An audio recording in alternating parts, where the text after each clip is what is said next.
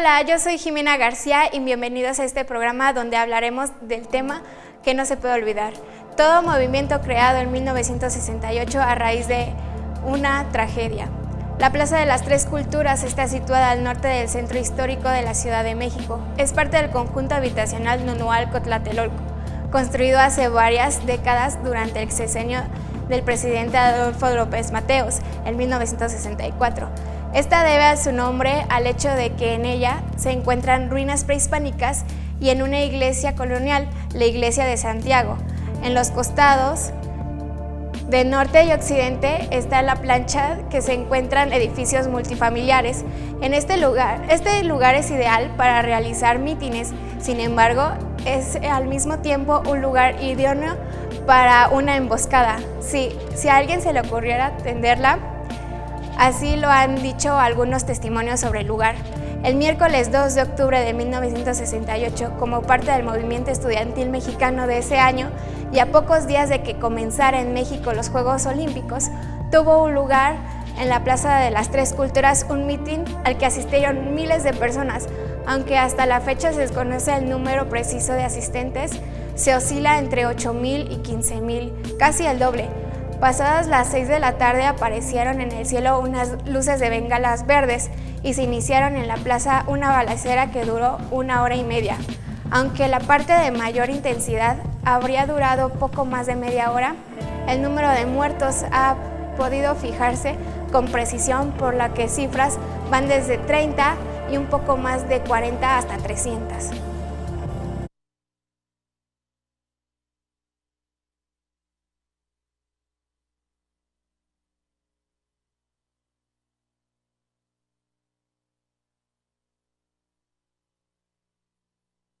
Para querer escuchar lo que estaba diciendo el líder en ese momento, cuando de repente, frente a las torres de relaciones exteriores que tenemos aquí enfrente, vi salir una luz de bengala. Abrí las ventanas del baño por curiosidad, asomándome a ver qué era lo que estaba sobrevolando. Entonces me di cuenta que era el helicóptero y en el momento que lanzó 2 bengalas verdes. Me parece que cuando salió la luz de bengala fue acompañada de un conjunto de resplandores, ¿no? Pero eso no lo recuerdo bien. Sí recuerdo que la luz fue cayendo lentamente. Aún después de tiempo que ha pasado, todavía es difícil establecer con exactitud qué ocurrió esa tarde. Por lo demás mitificada, las discrepancias con el presidente son recurrentes en sus documentos, pero una destacada sobre las demás. Hacia las 9 de la noche del 3 de octubre de 1968, el general García Barragán expresó ante periodistas mexicanos y corresponsales extranjeros: el comandante responsable soy yo. No se decreta el estado de sitio. México es un país donde la liberación impera y seguirá imperando. Hay militares y estudiantes muertos y heridos. Si aparecen más brotes de agitación, actuaremos en la misma forma. Los estudiantes heridos están en calidad de detenidos y se les consignará. Era necesario reafirmarse como un comandante responsable de las tropas y declarar que no es decretaria un estado de sitio. En términos generales, la culpa de lo que sucedió se le sigue atribuyendo sin mucho trámite al régimen mexicano. Desde entonces, régimen partido por el Revolucionario Institucional, o sea, el PRI. ¿Cuál fue el sacrificio que tuvo lugar esa tarde, más allá de vidas efectivamente sacrificadas? El móvil inmediato del operativo del Estado Mayor Presidencial era provocar en el ejército una escalada de violencia incontenible. El ejército desbordado y en un fantasma, los francotiradores, estudiantes o civiles. Este fantasma fue utilizado por las primeras visiones oficiales. El mismo general Luis Gutiérrez Oropeza se agregó insólito al coro de su libro Díaz Ordaz, El hombre, el gobernante, publicado en 1988. llegó al extremo explicar Díaz Ordaz no tuvo más alternativa que emplear la fuerza para contener la violencia. ¿En qué nos querían envolver? Si la noche del 2 de octubre fue sangrienta, se debió a la premeditada agresión de que fue bajo el ejército mexicano por parte de los subversivos cuya manifiesta intención era de que un día hubiera muertos, hecho de que daría una bandera para justificar sus actos y dar golpe final.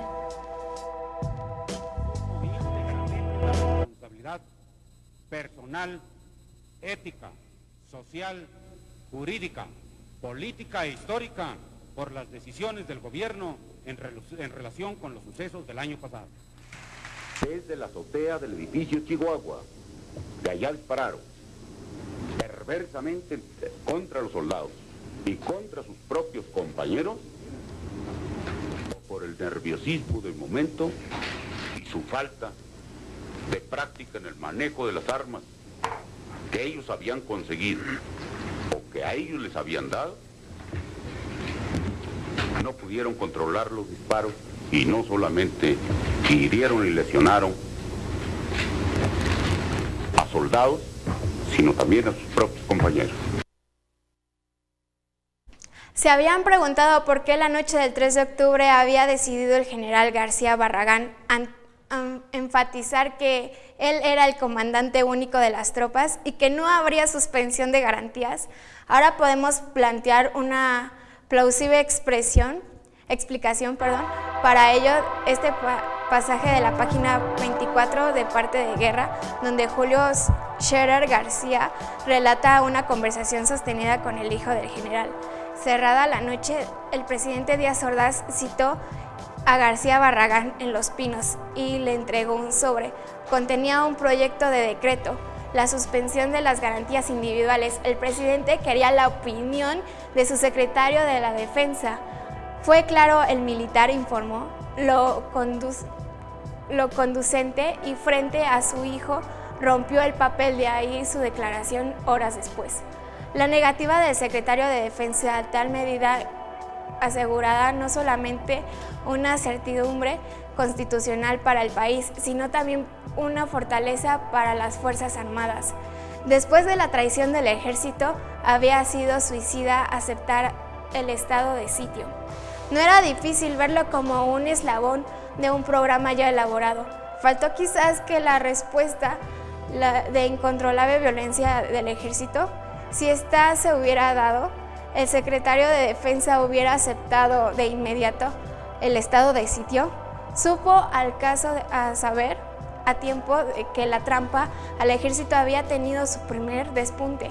En el escritorio del presidente de la República no se lleva el siguiente planteamiento. ¿En qué manos de quién? ¿En manos de quién estuvo la información a partir de la cual el presidente Gustavo Díaz Ordaz tuvo la decisión tan desmedida? Es decir, ¿por qué el presidente Díaz Ordaz no confió en el general García Barragán? ¿No le informó de las instrucciones militares del 2 de octubre porque tenía desconfianza? ¿A quién se le debía de esa desconfianza?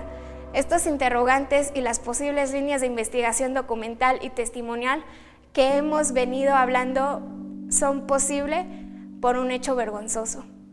En México, los secretarios de Estado son considerados patrimonio personal. A lo largo de 49 años ha sido imposible descubrir los motivos irrazonables de la masacre de Tlatelolco, porque en nuestro sistema político se confunde la tarea del gobierno con una especie de privilegio privado que se puede ejercer en cualquier circunstancia y momento.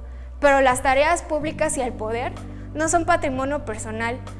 No puede estar en la memoria histórica institucional de México a merced del capricho, buena disposición, valentía o generosidad privada.